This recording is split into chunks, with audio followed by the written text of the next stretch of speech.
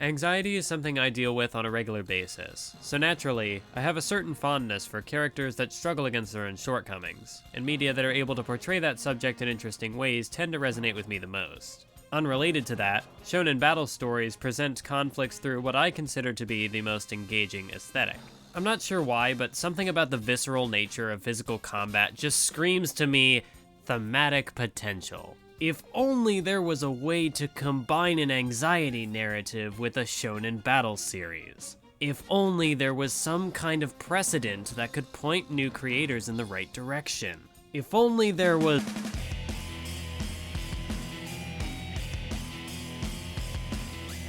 I'd like to preface this video by saying that my interpretations of each work I mention are purely conceptual. I'll of course be using evidence from the text to support my reading, but that doesn't mean I believe my conclusions were intentionally implied. The last thing I want is a bunch of people telling me, well no duh, Naruto's not a good depiction of depression, it was never about depression to begin with. Shonen stories are pretty blunt with their themes, given the demographic they appeal to, so if the mangaka is trying to say something, chances are they'll have one of their characters state something related to it outright.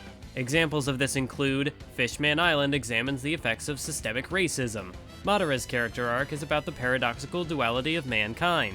Humanity is Evil, parts 1 and 2. This isn't a bad thing, and it's not like shonen stories are never subtle, but I want to at least clarify that I doubt much of what I have to say was actually intended in this case. Surprise, surprise, I have issues with how anxiety is depicted in the examples I'll be exploring. But I recognize that I'm the one trying to force the narrative here, so of course that would be the case. I wouldn't be doing this at all if I didn't think there was merit in the idea, though. Having this kind of quote-unquote power fantasy protagonist work to overcome restrictive mental hangups would not only be a nice change of pace, but it would spread a different kind of optimism to people who might be struggling to pick themselves back up for their next battle. The magazine is already known for publishing tales of optimism and strength.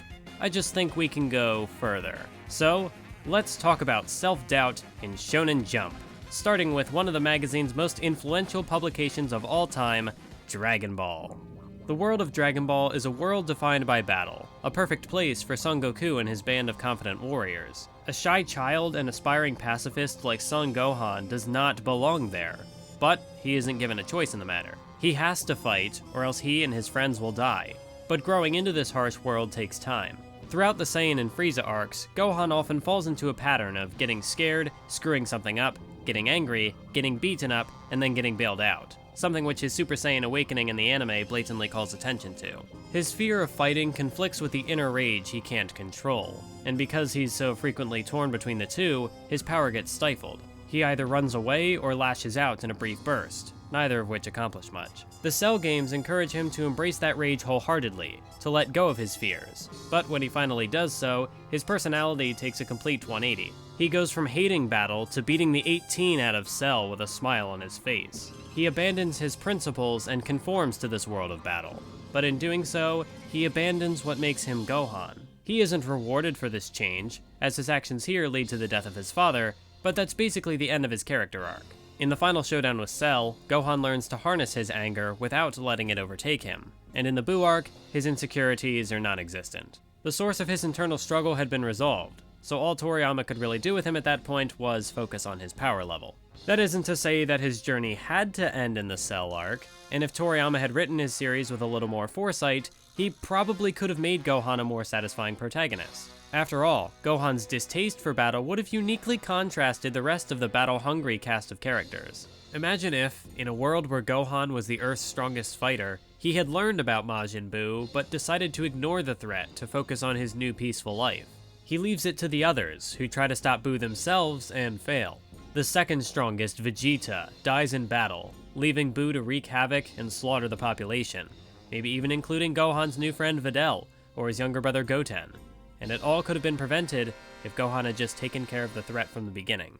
If the Cell games taught him that fighting was acceptable when the fate of the world was at stake, it would make sense that Gohan would get roped back into the conflict so long as the series kept going, and this would hammer home the message that it's okay to fight to protect what you care for. Not only would he still contribute to the battle-heavy direction of the series, but he would continue to grow as a character and not just a power level, which would be great. Post-timeskip Gohan is cool. He's knowledgeable, he helps his brother train and study, he's a loving husband and father, he can actually function in society? In that regard, he accomplishes more than any other character in the series. Taking the plot in this direction would also play into the insecurity of his character by showing that he still has flaws, that he's still capable of making catastrophic mistakes, as we all are. Not that he doesn't already screw up in the Buu arc, but those mistakes didn't really teach him anything like his actions in previous arcs had. He just stopped growing as a character in a way that actually made him relevant to the story.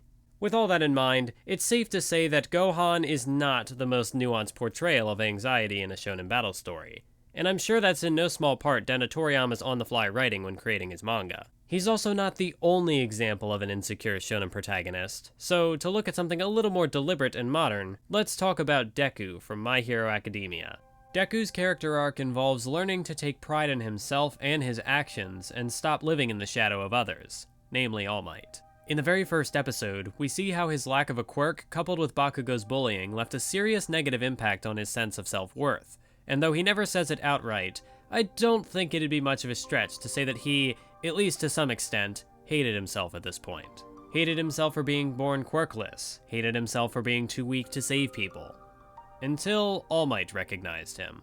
After that, Deku was given a quirk, he made friends, he gained the tools he needed to improve his life, so the rest of his journey is less about coping with his insecurities and more about casting them off. It's a gradual process, but his second fight with Bakugo was a prime example of his progress. Before, he was always looking up to Bakugo, chasing after him, placing him on a similar pedestal to the one he placed All Might on.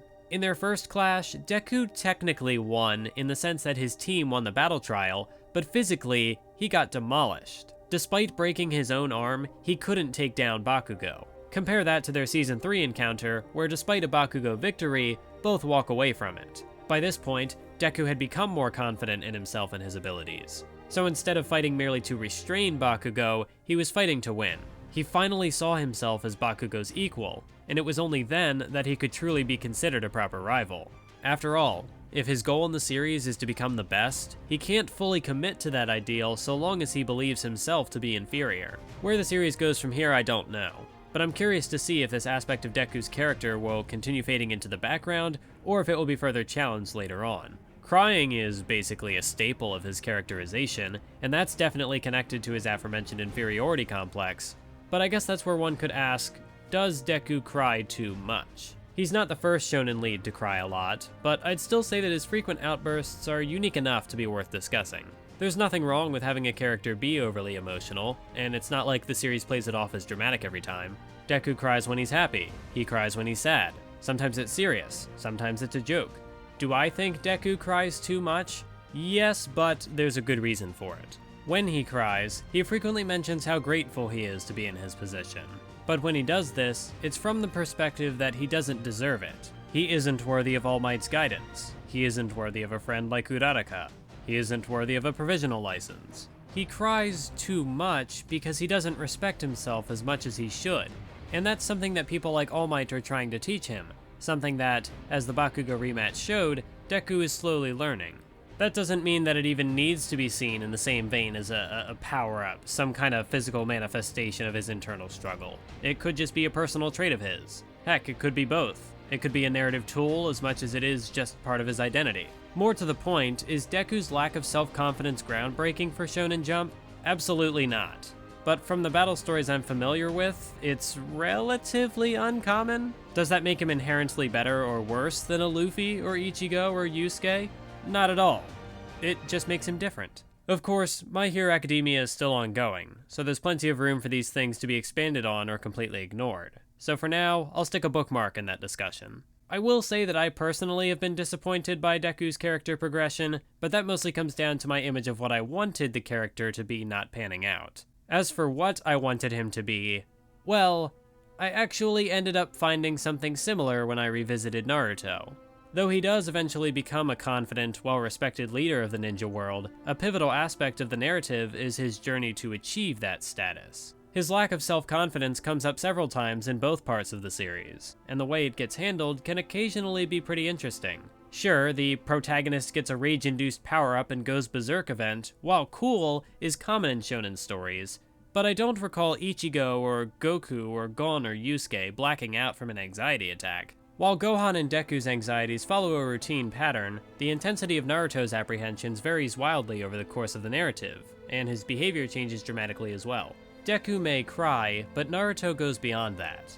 He lashes out at his friends, gives up on himself, has an anxiety attack, and also cries. I'm not saying that this is the only way to portray anxiety, because not everybody experiences it in the same way, but Naruto seems to take a more diverse look at how these mental hangups can continuously affect a person. And it does so with relative consistency. It may take several forms depending on the scenario, but it was present from the very beginning. The Land of Waves arc introduces him as a rebellious outcast with something to prove, but his goal of one day becoming the Hokage is connected to his desire to be accepted by society. He gets into trouble because he's alone and wants recognition. Early on, he had to overcome his instinct to run from strong threats like Zabuza and Gaara. Beyond that was his ever-present desire to surpass Sasuke, his superior rival. He was cast out by the village, Sakura didn't return his affection. There are numerous elements at play here, and while they don't all mesh together perfectly, some of them work well enough.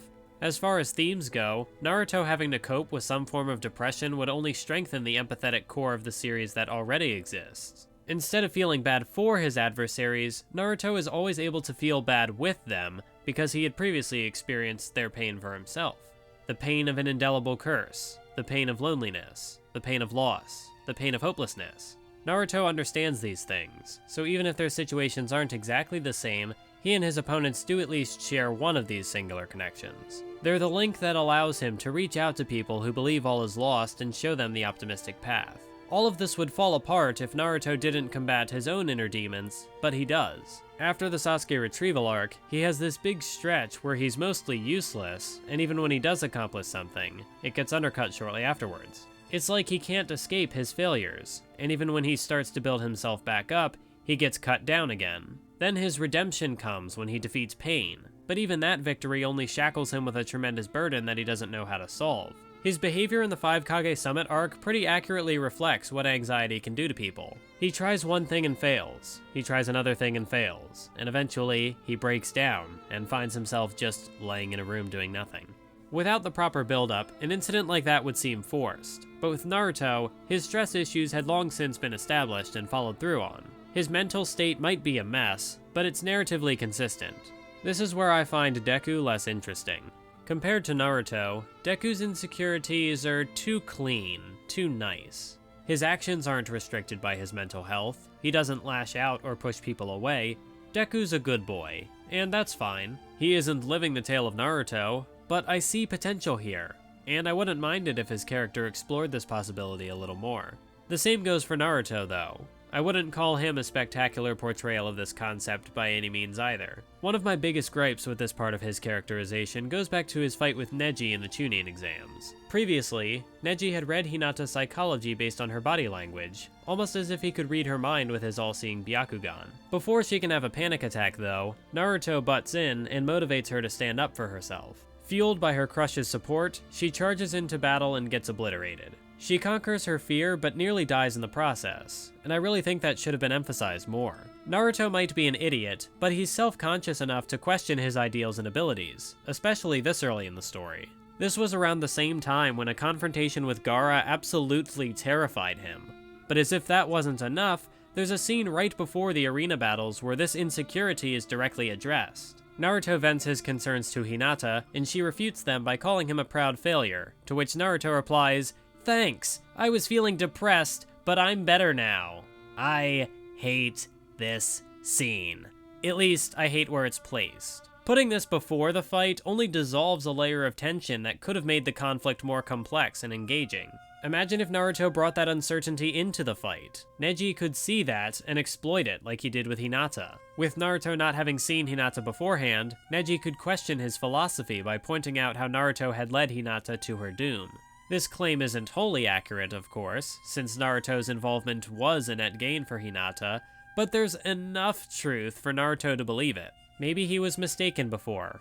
Maybe he isn't the kind of person who should inspire people to take action. Maybe he isn't fit to be Hokage.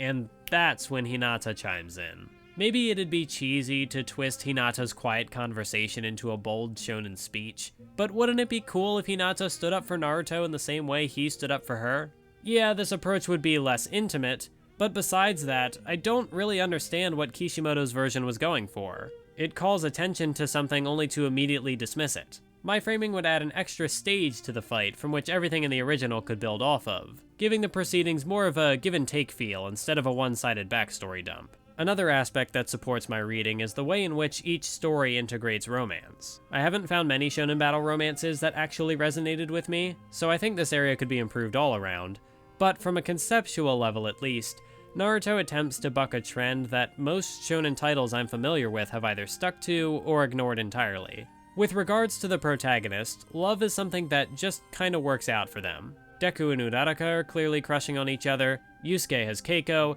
Edward Elric has Winry except in the 2003 anime. In none of these cases does the main character get rejected by their crush. Other protagonists like Ichigo, Gon, Luffy, and Gokuu show zero interest in romance, yet even they somehow stumble into relationships on their journeys. Granted, 2 of those are one-sided comedy bits, but the protagonists are still being desired in some capacity. In Naruto's case, his crush on Sakura isn't mutual, something which informs his desire to surpass Sasuke early on. Unfortunately, that dynamic doesn't really evolve and becomes kinda superfluous after a while, so the unique potential of the concept is mostly squandered. To top it off, Hinata was always there for Naruto to fall back on, so he doesn't really have to fix a core flaw to find love. I realize this is a minor gripe, but it affects how I view the characters, so I can't just act like I don't want something more in this regard. For someone like Deku, his status as an unpopular nerd doesn't really mix with the low-key harem he's building. So Naruto just ends up being not as bad, rather than strictly better. Any other changes I'd have would involve entirely restructuring elements of the story to more explicitly hone in on this one character trait like I did with Gohan earlier. I can latch on to the Neji stuff because it is, in some capacity, already present in the text. Other things, like maybe a more minor panic attack to preface the 5 Kage Summit one, just aren't there. Kishimoto came so close to potentially writing one of my favorite characters in anime, but as much as I enjoy what he wrote, not all of his concepts fall into place. It shows that a less confident protagonist can work in a shonen series, but it leaves room for improvement. And dagnabbit, I want to see someone execute this perspective better. Yusuke Urameshi's emotional repression is an intriguing alternative, but it's not what I'm looking for. Nika Robin's will to live is an intriguing alternative, but it's not what I'm looking for. Killua's quest to find purpose is an intriguing alternative, but it's not what I'm looking for. Naruto's conquering of his inner turmoil and hypocrisy is presented in a way that no other shonen I'm familiar with has even attempted, but I want to see more attempts. The closest non-shonen but still shonen-esque series that depicts what I'm looking for is Sangatsu no Lion, but while Sangatsu is spectacular, it's not an action series. Maybe I just haven't found the right project yet. Maybe such a story has yet to be written. Maybe I should write that story. It'll happen eventually, said every aspiring author ever. For now, though, I'll just have to keep searching.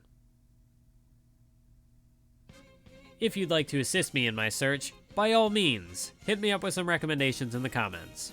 You probably thought I was gonna use that sneaky transition to plug my Patreon, but you were only kinda right, because I'm gonna do that now. I've actually decided to revamp things a bit and jump on a bandwagon, so starting in February, I'll be running a monthly poll where $5 patrons and up can choose what anime I watch. No promises on if I'll make a main channel video out of it, since I can't guarantee I'll enjoy or even have anything noteworthy to say about it, but I will at the very least ramble about my general thoughts unscripted on my side channel, Math's Wizardry. This gives me an excuse to go through my backlog, it gives you the chance to influence what I prioritize, and it's more content. I might play around with the format over time, maybe I'll do a manga month, or movie month or whatever, but the first time will be isekai, since I said I should be more open to the genre last time. A special thanks goes out to the lovely folks supporting me already, including King Kevin 30, Stone Cold 007, Roggle, Sweevy, and Jackerknife. I'm trying to step up my game in 2019, so I hope you'll stick around. See you next time.